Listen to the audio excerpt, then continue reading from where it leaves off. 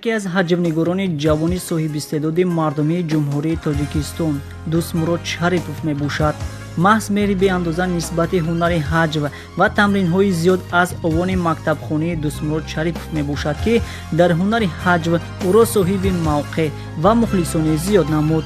امروز جانبدار هنر موصوف کم نیستند، چون که با نوآوری‌های پرمحتوا و با اسلوب ملی ایجادی در یک مدت کوتاه جای خود را در صحنه معاصر یافته است. انسان خاکسار و صمیمی بوده در صحبت عادی است. دوستمراد شریپوف 28 نوامبر سال 1984 در دهه سنگتوده ناحیه دنغره چشم به عالم هستی گشوده ختم کرده مؤسسه تحصیلات میانه عمومی رقم 9 دهه مذکور میباشد. سال 2001 به دانشکده دولتی صنعت و هنرهای زیبای جمهوری تاجیکستان به نام میرزا ترسونزاده داخل شده سال 2005 با سر بلند به اتمام میرساند. بعد ختم مؤسسه عالی سال 2008 به صف قوه‌های مسلح رفته ادای خدمت میکند.